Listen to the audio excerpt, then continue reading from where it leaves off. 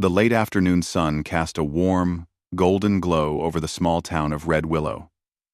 Dust swirled gently across the empty streets, kicked up by a soft breeze that carried the faint smell of hay and leather. Jacob, a tall, rugged cowboy, rode slowly through the town square, his horse's hooves tapping rhythmically on the wooden planks of the boardwalk.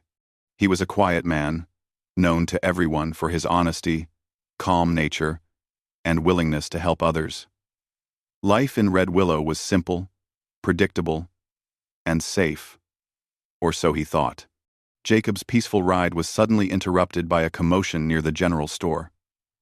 People were gathered in a small, nervous cluster, their faces full of worry and confusion. Jacob's horse nickered, sensing the tension, and he guided it closer. That's when he saw her, a woman, no older than 28, standing in the center of the crowd. Her clothes were torn and dusty, her face streaked with sweat and dirt, and her eyes wide with fear. "Please, someone help me," she shouted, her voice shaking but firm. Take me as your prisoner, and I will tell you everything. But you must save my family." The words stopped Jacob in his tracks. He blinked, unable to process them at first. The woman wasn't begging in a weak or helpless way. She was demanding, desperate, but also strangely composed. The crowd murmured, shocked by her boldness. This was no ordinary plea for help. Jacob dismounted, his boots crunching against the dirt, and stepped closer. "Slow down," he said carefully. "Tell me what's going on. Who is threatening your family?" The woman took a deep breath, fighting to steady herself. "My name is Amara," she said. "Some men, outlaws. They took my parents and my younger brother. They want money. Or worse. I don't know what they'll do if I don't act. Please, I'll go with you. Take me as your prisoner. But you must promise to save them." Jacob studied her closely. He had faced danger before, but nothing like this. He knew these were serious words. He could see the truth in her eyes, the fear, the determination. He could also see that she trusted him, even though she had just met him. "Why should I trust you?" Jacob asked, his voice low. "You could be leading me into a trap." Amara shook her head quickly. "I swear on my life, I only want my family safe. I will do anything. Please, sir, you are my only hope." Jacob felt a tug at his chest. He was a man who followed rules, who measured risks. But something about Amara's plea made him pause. She wasn't just asking for help. She was showing courage that few people had. "All right," he said finally, his voice firm. "I'll take you with me. But if you lie, if you try anything, you'll regret it." Amara nodded eagerly, relief washing over her face. "Thank you. I won't lie." The townspeople whispered among themselves, amazed at Jacob's decision. Some shook their heads, thinking it was too dangerous. Others admired his courage. Jacob didn't wait for approval. He helped Amara onto his horse, careful not to frighten her, and led the way out of the town. The sun dipped lower, painting the sky in shades of orange and pink. The prairie stretched endlessly around them, tall grasses swaying with the wind. Amara clutched the reins nervously, stealing glances at Jacob as they rode. "Do you really think we can save them?" she asked quietly. Jacob didn't answer immediately. He kept his eyes on the horizon, thinking carefully. "We will," he said finally. "But we have to be smart. These men are dangerous, and we can't rush in blindly. Tell me everything you know about them. Their hideout. How many there are. Anything." Amara nodded. She explained that the outlaws had a camp about 10 miles east, hidden in a narrow canyon. They were armed and cruel, with a reputation for taking what they wanted and harming anyone who opposed them. She described the men one by one, noting their habits and routines. Information she had learned by sneaking near the camp, in desperation to see if her family was alive. Jacob listened carefully, his mind planning every step. He was impressed by her bravery and her sharp memory. Many adults would have been too frightened to observe the outlaws so closely. But Amara had risked everything to gather information that could save her family. As the sky darkened and the first stars appeared, they reached the edge of a small hill overlooking the canyon where the outlaws' camp lay hidden. The firelight flickered below, casting long shadows on the rocky walls. Jacob dismounted, motioning for Amara to stay quiet. He surveyed the area, counting the tents and noting the positions of the guards. Amara whispered, "There are at least 5 men outside the main tent. One of them moves closer to the canyon edge every hour, like he's checking the perimeter. My parents and brother. They're in the back tent, tied up. I saw them earlier." Jacob nodded, his jaw tight. "We'll need a plan. We can't just storm in. We need to distract the guards, get inside quietly, and free them. We have one chance at this." Amara swallowed hard, fear and determination mixing in her eyes. "I can help," she said. "I know how they move. I can tell you when it's safe to move." Jacob looked at her, impressed. "You're brave, Amara. Most people would hide or run. You've been planning this for days in your head, haven't you?" She nodded. "I've been scared every second, but I can't do nothing. I can't let them hurt my family."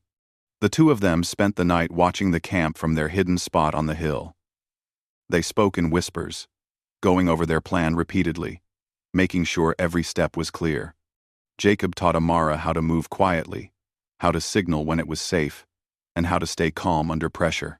She absorbed every word, determined to play her part perfectly. By dawn, a sense of grim determination had settled over them. Jacob felt a strange mix of fear and excitement. He had faced many challenges in his life, but this one felt different. It was personal. It wasn't about cattle or money or protecting the town, it was about saving innocent lives. Amara watched him carefully, sensing his thoughts. "We can do this," she said softly. "We have to. My family is counting on us." Jacob nodded, feeling a sense of responsibility he had never felt before. "We'll do everything we can," he replied. "And we'll get them out safely. I promise." As the sun rose, casting light on the canyon below, Jacob and Amara prepared to move. Every step would be critical. Every decision mattered. They were about to face danger head-on, and there was no turning back. The wind shifted, carrying the smell of smoke from the campfires. Jacob tightened his grip on his hat, feeling the weight of the responsibility on his shoulders. Amara's hand rested lightly on his arm, a silent reassurance that she trusted him completely. Together, they began their careful descent toward the canyon, hearts pounding with fear and hope. The quiet prairie around them seemed to hold its breath, as if even the land itself knew the danger that lay ahead. Jacob glanced at Amara once more. "Stay close. Follow my lead. We can't afford mistakes." She nodded, her eyes shining with determination. "I won't let anything go wrong." And with that, they stepped into the shadows of the canyon, ready to face the unknown. Every sound, every movement mattered. Every second could change everything. But despite the fear, despite the danger, they moved forward together, two strangers brought together by desperation, courage, and the hope of saving a family that depended entirely on them.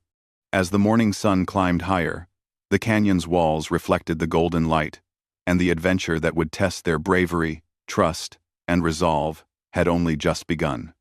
Jacob and Amara moved carefully through the canyon, their boots crunching softly on the gravel. Every sound seemed louder here, every movement more visible.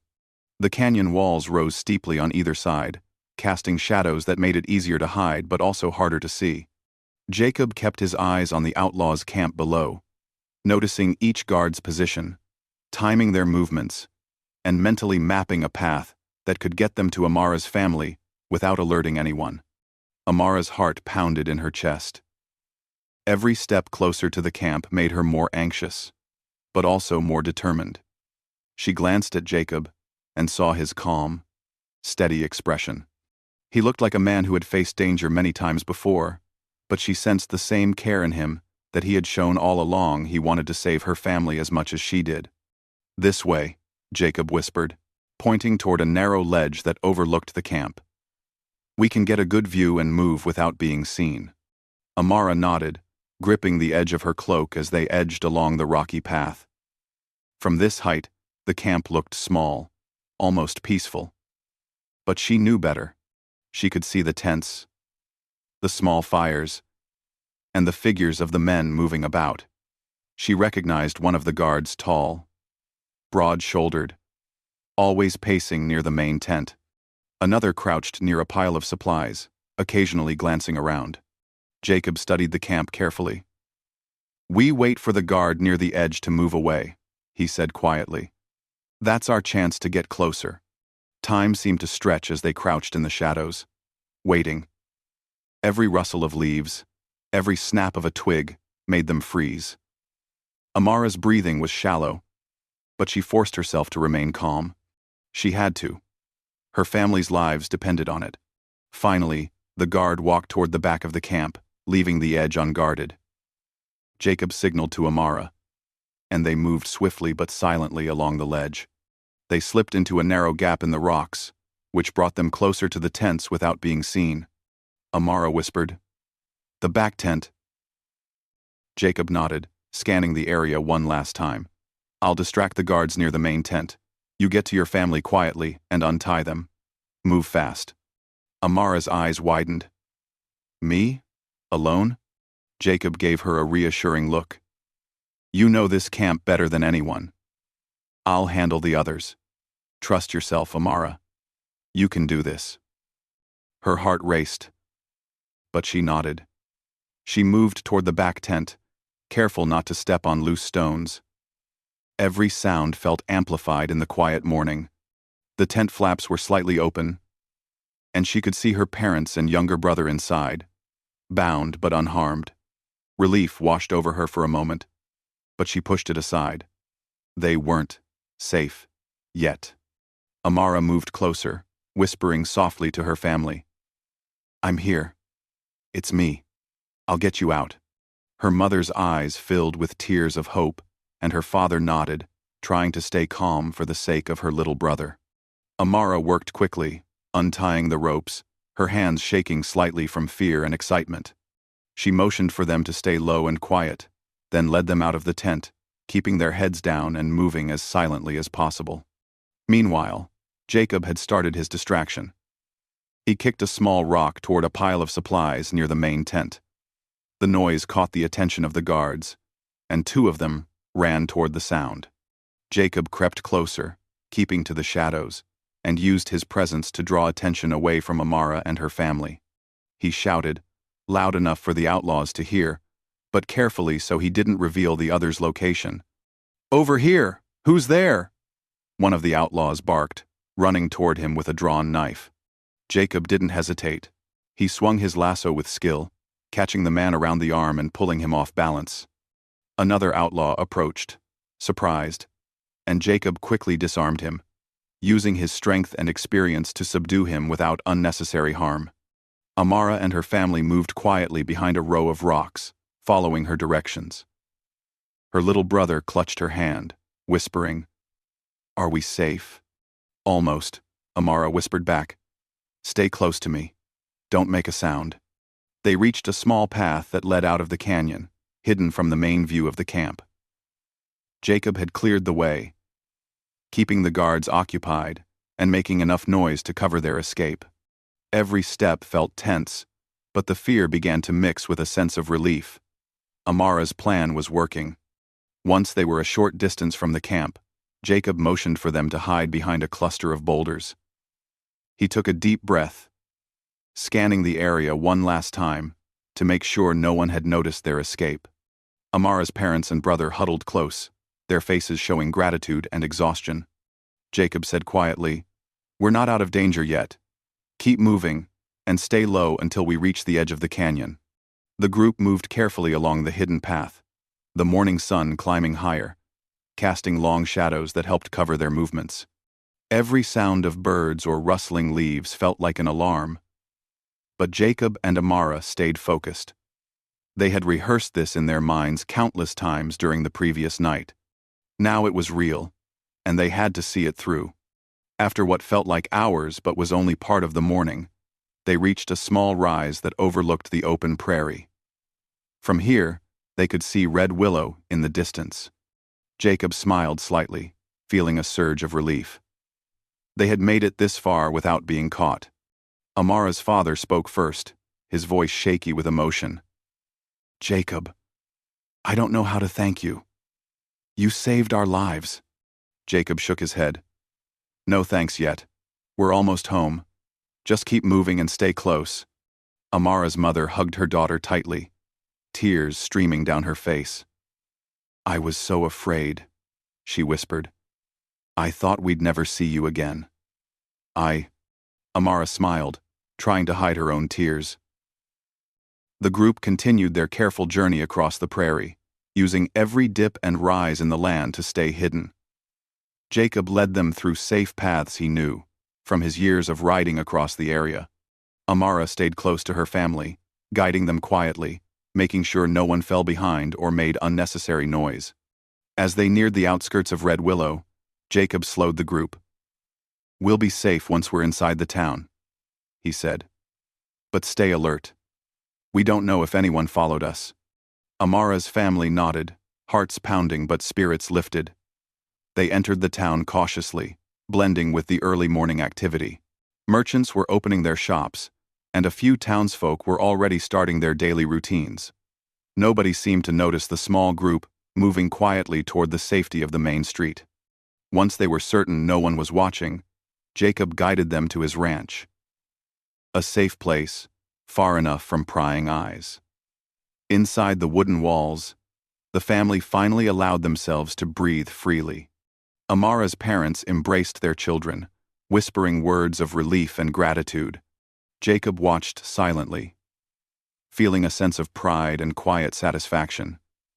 He had faced danger, taken risks, and come out victorious not for fame or reward, but because it was the right thing to do.